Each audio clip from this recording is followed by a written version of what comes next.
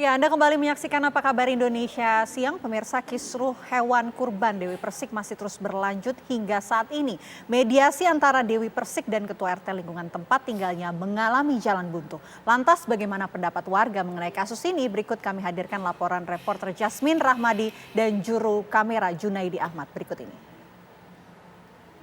Pemirsa, kisruh terkait hewan kurban Dewi Persik masih berlangsung hingga kini. Memang kedua pihak pun juga sudah melakukan mediasi, namun ini masih berujung di jalan buntu. Dewi Persik pun masih bersikukuh dengan pendapatnya, pemirsa. Begitu pula dengan Ketua RT yang membantah bahwa ia menolak hewan kurban dari Dewi Persik dan juga membantah bahwa ia meminta 100 juta rupiah untuk memberikan bantuan. Nah, lantas bagaimana sih pemirsa pendapat warga mengenai permasalahan ini? Kami sudah bergabung dengan dua warga di sini.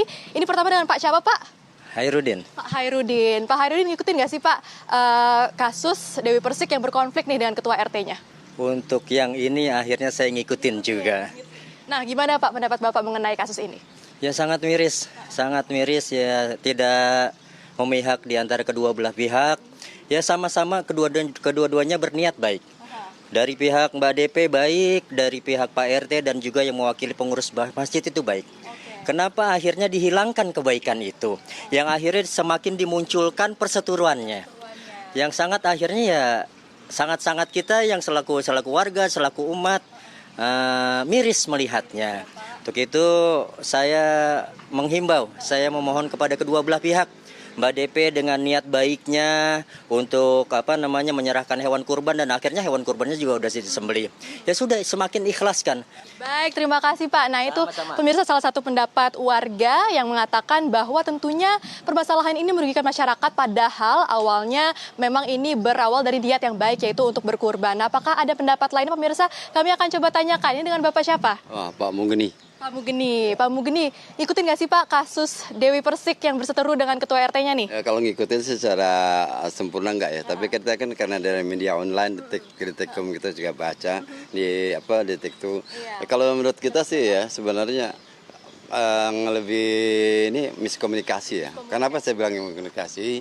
Karena dari awalnya itu sapi yang kita baca di berita itu kan dititipkan di masjid gitu kan. Gitu mungkin ya sudah punya niat awalnya menyerahkan ke wilayah ya kan, di wilayah lingkungan di sekitar mereka, dan menurut juga ada beberapa kali gitu menyerahkan gitu. Cuma kalau ini miskomunikasi, kenapa ini miskomunikasi?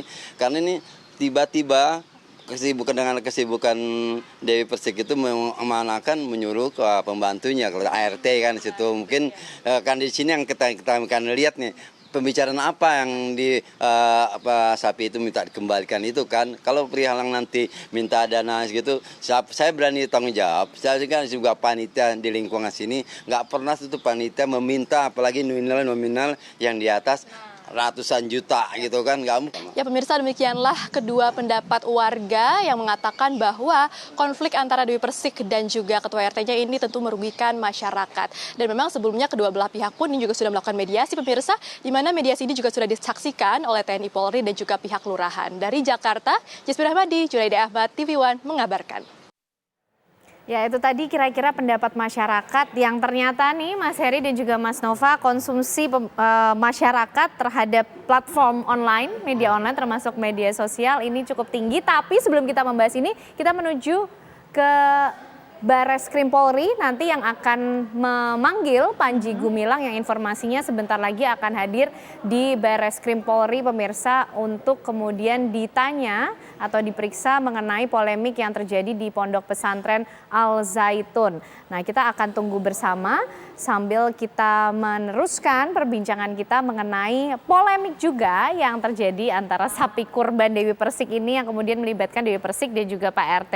Nah, Mas Nova, ini konsumsi masyarakat terhadap media online cukup tinggi. Ternyata atensinya juga tinggi terhadap hal ini. Nah, tapi kalau kita pengen tahu kayak tadi yang disinggung oleh Mas Heri, sebenarnya karakternya di media online ini memang cepet-cepetan Mas. Siapa yang pertama memblow up mengenai hal ini akan mendapatkan atensi dan juga suara dari masyarakat. Gitu. Ya, secara umum tiap-tiap platform kan punya karakter sendiri-sendiri ya. IG berbeda karakternya dengan Twitter, begitu juga Facebook dan TikTok. Dan untuk kasus Dewi Persik ini dan agak mundur sedikit, tiap-tiap influencer itu biasanya juga punya dieharder tuh. Oh. Dewi Persik ini tentu saja juga punya pendukung setia Dewi Persik yang ketika dia lakukan live IG itu kemudian banyak sekali yang bersimpati pada Dewi Persik. Nah, Dewi Persik lakukan ini di IG, tapi kemudian perbincangan enggak cuma berhenti di situ, tapi juga di TikTok dan juga di Twitter. Beberapa juga di Facebook. Artinya dia ada cross platform kan, ada cross platform information. Ya. Nah, kecenderungan kita itu kecenderungan netizen di Indonesia ya, ketika mendapatkan satu informasi, dia akan mencoba mengamplifikasi isu atau informasi yang didapatkannya ke platform yang mungkin belum aware tentang itu. Karenanya dari IG dia bisa masuk ke Twitter, dan kalau kita trace back orang yang pertama kali mengangkat ini sebenarnya murni mengangkat video Dewi Persik ketika live IG itu. Kemudian ada sahabat Ganjar di sana ditulis, kemudian kemudian berkembang menjadi perbincangan politik. Begitu juga di TikTok sama, itu awalnya adalah live IG, dipotong videonya, kemudian jadi perbincangan di TikTok. Seperti itu. Jadi memang ada kecenderungan untuk mengambil informasi dari satu platform dan menyampaikannya atau menyebarkannya di platform lain. Seperti itu, Mbak. Baik, Mas Heri, kalau juga tadi kita tarik ke hukumnya lah ya Mas ya. Ini kan tadi sudah ada pihak yang dirugikan, kemudian tadi juga sudah disinggung mengenai Undang-Undang ITE. Nah sebenarnya kalau kasusnya seperti Dewi Persik dan juga Pak RT ini kemudian cukupkah untuk kemudian ditarik ke ranah pidana, ke ranah hukum? Sehingga bagaimana sebenarnya kedudukan UU ITE ini Mas melihat kasus-kasus yang banyak sepertinya di media sosial sebenarnya? Ya, karena ini adalah delik aduan, kalaupun akan diproses secara hukum lewat mekanisme Undang-Undang ITE, maka orang yang mengalami kerugian itulah yang kemudian punya hak hukum, legal standing untuk mengajukannya. Nah, kalau tidak berarti kan tidak sampai kepada proses hukum. Tapi mekanisme lain sebelum masuk ke proses hukum biasanya ada yang namanya restoratif justice atau mediasi lah. Perkap Kapolri nomor 8 tahun 2021 itu mensyaratkan ada 3 hal. Apakah bisa dihentikan hal tersebut kalau dianggap memang perkaranya tidak kemudian menimbulkan atensi publik yang luar biasa dan bisa diselesaikan secara kekeluargaan, harapannya itu, maka mungkin di proses penyidikan itu bisa dilakukan. Atau memang ini adalah tidak ada yang melapor, tapi kemudian karena ini bagian dari kegiatan reserse kriminal dari polisi, penyidik, kemudian merasa bahwa ini agar tidak terjadi hal-hal yang lebih tidak diinginkan lagi dari sekarang, maka mungkin jemput bola tadi. Tapi catatannya menurut saya jangan karena perkaranya ini adalah seorang artis dengan follower banyak. Tapi banyak orang di luar sana yang punya hak yang sama juga untuk dilakukan hal semacam ini. Jadi tuntutan kepada polisi, kalaupun mendorong ini ke arah penyelesaian secara kekeluargaan tentu kita sangat mendukung ya. Tapi sekali lagi jangan sampai hanya berhenti di satu kasus. Yang kedua, bahwa kita tidak boleh terlalu berpercaya mungkin ya kepada apa yang kita lihat di media sosial, bahwa itu belum tentu hal yang sebenarnya.